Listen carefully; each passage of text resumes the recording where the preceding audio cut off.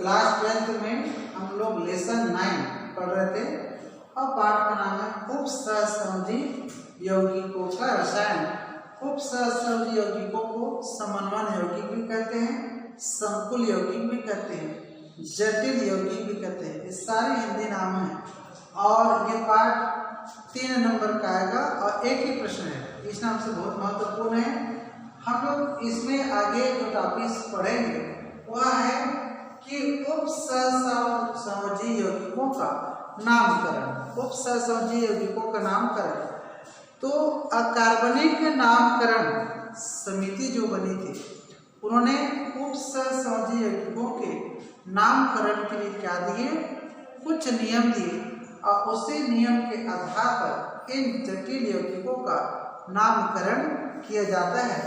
और उस नामकरण में कुछ एक आध दो नियम बताने के बाद हम उदाहरण के माध्यम से समझेंगे कि कोई यौगिक का नाम दिया प्रश्न में तो कैसे हम उसका सूत्र लिखेंगे, या फिर सूत्र दिया है तो किस प्रकार से हम उसका नामकरण करेंगे। तो सबसे पहले बता रहा है कि यदि यौगिक आयनिक है, यदि यौगिक आयनिक है तो धन आयन के नाम पहले लिखेंगे, उसके बाद ऋण आयन का। एग्जाम्पल से देखेंगे, जैसे प्रश्न आ गया K4FeCN6 तो यौगिक आयनिक होगा। क्यों आयनिक होगा? ये 4 के पोटेशियम धन आयन हो गया और ये FeCN6 ये ऋण आयन हो गया। तो यौगिक आयनिक हो गया तो इसमें धन आयन का नाम पहले लिखेंगे। ध्यान दोगे, धन आयन का नाम पहले, तो धन आयन का नाम क्या है? पोटेशियम। दूसरा नियम है, उसके बाद लिगेंड को लिखेंगे। क्या लिखेंगे? ये लिगेंड है छोटा कोष्ठक वाला, और लिगेंड की समूह संख्या कितना है? 6 है। तो पोटेशियम 6 को क्या कहते हैं? हेक्सा। और ये साइनाइड है। क्या है? साइनाइड। ध्यान दो, तो साइनाइड को इंग्लिश में ऐसे लिखोगे ना, साइनाइड। ये तो अंतिम ई को हटा के ऋण आयन है तो ये साइनाइड ऋण आयन आवश्यक है। साइनाइड का ई को हटाएंगे, ओ लगाएंगे, साइनाइड। ठीक है, साइनाइडो हो गया। और इस साइनाइडो को साइनो भी बोलते हैं, साइनाइड का साइनो। पहले धन आयन का नाम, फिर सब लिगेंड का समूह संख्या के साथ साइनो। उसके बाद ये धातु परिभाषा में क्या है? केंद्रीय धातु परमाणु है। क्या है? केंद्रीय धातु परमाणु का नाम लिखोगे। क्या लिखोगे? नाम। तो नाम अगर निकिल है तो Ni के निकिल बोलते हैं, परंतु लेटिन अगर नाम है तो उसका लेटिन नाम लिखोगे। पहले लेटिन नाम क्या है? फेरम। क्या है? फेरम। तो इस फेरम से में एट लगाएंगे तो क्या आएगा? फेरेट। केंद्रीय धातु परमाणु में हमेशा अगर वो आयनिक संकुल है तो 8 लगाओगे तो क्या हो जाएगा? फेरेट। इसके बाद ऑक्सीकरण संख्या निकालोगे तो रोमन प्रणाली में लिखोगे 2, 6 में से 4 घटा देना, निकल जाएगा आपका ऑक्सीकरण संख्या। तो पोटेशियम हेक्सासाइनोफेरेट 2 ये इसका आयुर्वेद नाम। अब इसमें आपको आयुर्वेद नाम पता नहीं है तो कुछ आयुर्वेद नाम क्लास 7 में पढ़ा होगा आपने। लेड का सूत्र क्या होता है? Pb।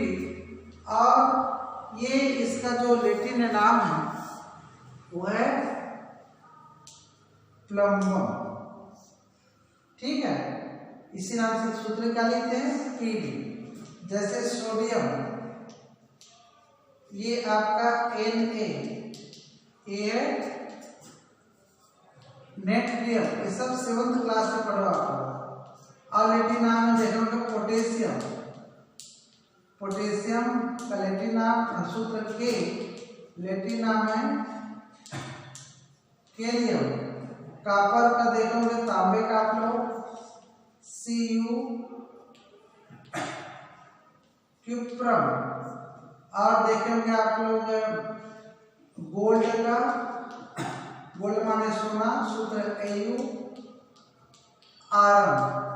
सिल्वर का भी देखेंगे आप लोग चांदी का, सूत्र Ag। तो अर्जेंटम, अर्जेंटम। तो इस प्रकार से लगभग 7 या 8 तत्वों का क्या है लेटिन नाम है।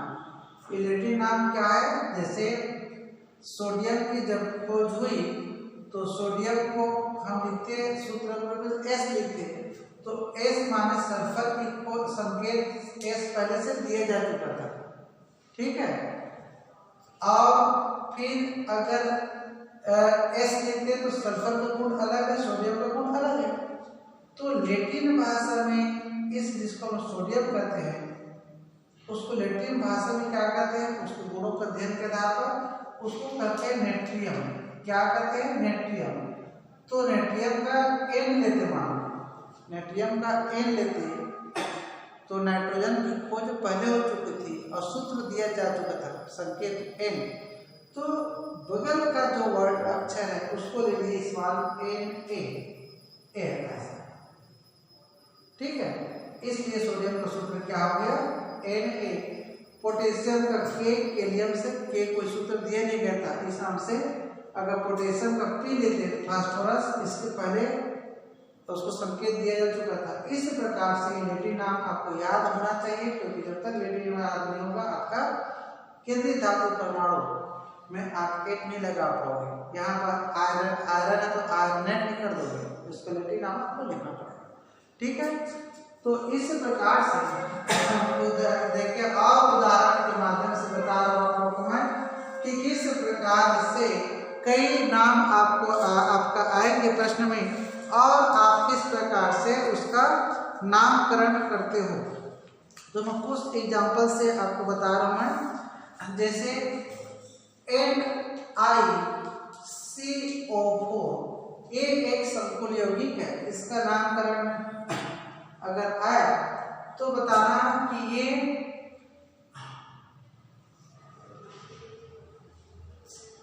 इसका लिगेंड को बाहर नहीं है ना, आयरन यौगिक नहीं है, आयरन यौगिक तो बाहर जाना है, अंदर ही रहा। तो ये इसका संख्या लिखोगे टेट्रा, चार को क्या कहते हैं, टेट्रा। CO बड़ा हुआ ना, तो इसको कहते हैं कार्बोनिल। क्या कहते हैं, कार्बोनिल, टेट्रा कार्बोनिल। और इसका लेटिन नाम नहीं लिखोगे, लेटिन नाम कब लिखोगे, जब धन आयनिक होगा तो। इसका पूरा नाम लिख देना निकिल। आइए उदासीन 0, ऑक्सीकरण अवस्था जरूर डालोगे, नहीं तो आपको कोई नंबर नहीं मिलेगा। और सूत्र देख सकते हो आप लोग, Cr यहाँ पर दिया हुआ है H2O4 Cl2, ये संकुल यौगिक दे दिया गया और इसका नाम लिखना बोले तो सबसे पहले आप कहाँ पर जाओगे, इस समन्वय क्षेत्र पे जाओगे। समन्वय क्षेत्र माने बड़ा कोष्ठक के पास।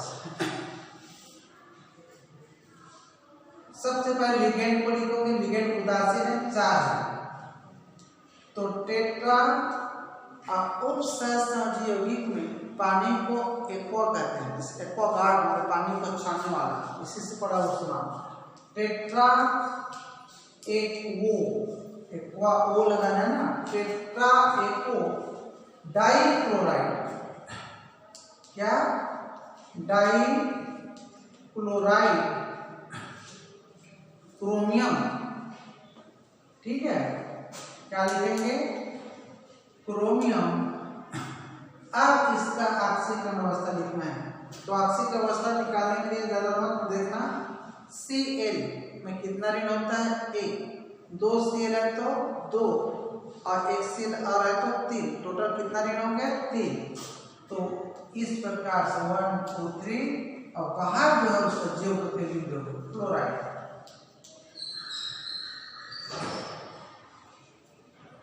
और नहीं बना तो यहां से ले सकते हो डाइक्लोरो, क्या लिखे डाइक्लोरो टेट्रा एको क्रोमियम 3 क्लोराइड, ये भी लिख सकते हो आप टेट्रा। यहां से डाई ऋण आया तो क्लोरो को लगा दिए, टेट्रा एक को लगा दिए, ये क्रोमियम 3 क्लोराइड, ये भी आप लिख सकते हो। सुना क्या, अगर बड़े कोष्टक के अंदर में तो किनारे से लेना, बाहर धन आया तो धन को पहले फिर लिगेंड के लेना, ठीक है। तीसरा हम उदाहरण से देखेंगे कि किस प्रकार से हम लोग और नाम लिखेंगे। ये CO छोटा हुआ है तो कोबाल्ट तत्व है ना, ध्यान रखना। NH3 ये Cl। अब यहाँ पर ये प्रश्न दे दिया, अब बोले इसका नाम लिखना है आपको। तो यहाँ से बताया ना लिगेंड से पढ़ोगे कितना है हेक्सा, 6 माने हेक्सा। NH3 को सब कार्बनिक में अमोनिया बोलते हैं, यहाँ पर एमीन बोलोगे, एमीन हेक्सा एमीन कोबाल्ट, क्या लिखोगे कोबाल्ट। अब ऑक्सीजन संख्या लिखोगे तो Cl में 1 ऋण तो 3 Cl है तो 3, 1 2 3 और ये Cl है chloride. Hexa amine cobalt 3 chloride. और देख सकते हो कि K4 NiCN दिया है 4।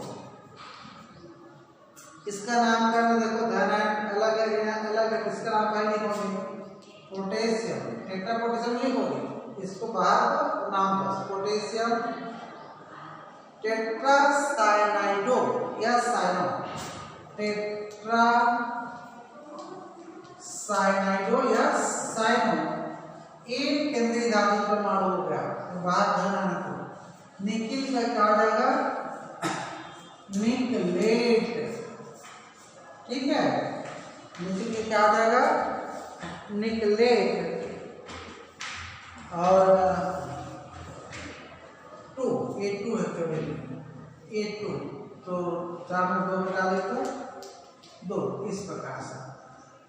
तो इस प्रकार से हम कई उपसहसंयोजी यौगिकों का यहाँ पर क्या दिया हुआ है उदाहरण दिया हुआ है। पुस्तक में आप लोग देखोगे तो बहुत ध्यान से इस नियम के आधार पर समझोगे। लैटिन नाम आपको जानना जरूरी है और लैटिन नाम के बाद ये नियम देखोगे। अकादमिक जो समिति बनी थी उपसहसंयोजियों के लिए बहुत सारे नियम देते हैं, उसमें से हम कुछ नियम उदाहरण से देखे हैं।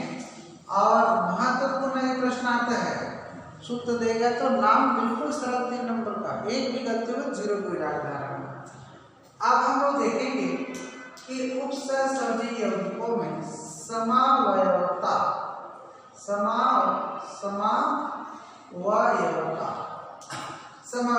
इसको इंग्लिश में कहते हैं आइसोमेरिज्म।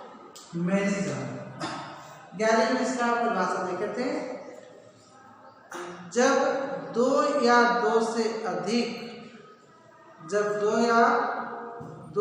अधिक है ना, या फिर सरल परिभाषा 11वीं का, एक ही अणु सूत्र से 2 या 2 से अधिक यौगिक प्रदर्शित कर सकते हैं। इन यौगिकों के अणु सूत्र तो समान किंतु भौतिक और रासायनिक गुण भिन्न भिन्न होता है। एक दूसरे के समावयवी कहलाते हैं तथा इस प्रकार की घटना समावयता कहलाती है। यानी में याद किए थे परिभाषा, सेम परिभाषा। जब एक ही अणु सूत्र से दो या दो से अधिक यौगिक प्रदर्शित करते हैं, इन यौगिकों के अणु सूत्र तो समान किंतु भौतिक और रासायनिक गुण भिन्न भिन्न होते हैं, एक दूसरे के समावयवी तथा घटना को समावयता कहते हैं। एग्जाम्पल से देख सकते हैं कि जो देखे हम लोग, जैसे एक अणु सूत्र हो गया C2H6O, एक अणु सूत्र हो गया। इस अणु सूत्र से हम कितना यौगिक प्रदर्शित कर सकते हैं? तो ये यौगिक प्रदर्शित कर सकते हैं। ये C2H6O क्या नाम है? ईथर। दूसरा एक प्रदर्शित कर सकते हैं C2H6O, अब इसका नाम है अल्कोहल, डाइमिथिल ईथर एथिल अल्कोहल नाम इसका। तो दोनों का अणु सूत्र A है। एक अणु सूत्र से दो या दो से अधिक यौगिक प्रदर्शित किए। इन यौगिकों के भौतिक गुण और रासायनिक गुण अलग अलग है, ईथर का अलग है और अल्कोहल का अलग है। तो ये दोनों एक दूसरे की क्या कहलाएंगे? समावयवी माने आइसोमर कहलाएंगे। और इस प्रकार की घटना को क्या कहते हैं? समावयता कहते हैं। और वैसे ही जो परिभाषा के बाद उपसहसंयोजी यौगिक जो है, इसमें जो समावयता होता है ना, अगर इन समावयता का वर्गीकरण करें तो कितने प्रकार की समावयता होती है? देखोगे, एक होती है संरचनात्मक समावयता, और दूसरा होता है त्रिविम समावयता, स्ट्रक्चरल आइसोमेरिज्म और स्टीरियो आइसोमेरिज्म। तो संरचनात्मक समावयता के प्रकार देखेंगे किसमें? उपसहसंयोजी यौगिकों में। तो ये है आयनन समावयता। संरचनात्मक समावयता के प्रकार देखेंगे उपसंयोजी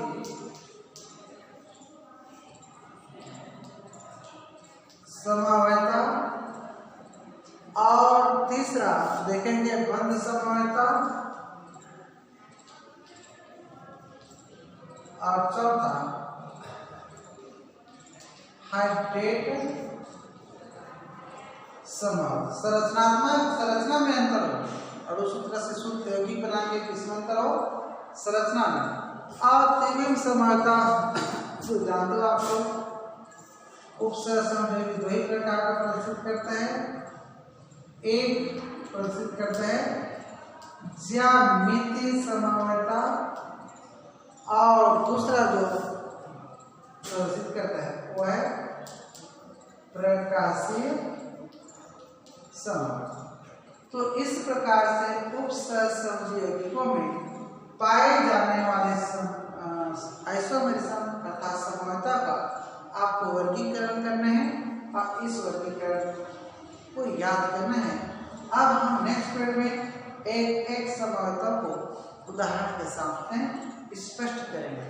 ठीक, यहाँ तक बहुत ध्यान से नामकरण को खास करके पुस्तक की सहायता से बहुत अच्छे से तैयारी करोगे। जहाँ पर कुछ डाउट होगा मेरे से विद्यालय में आकर के संपर्क करके अपनी समस्या का समाधान कर सकते हो।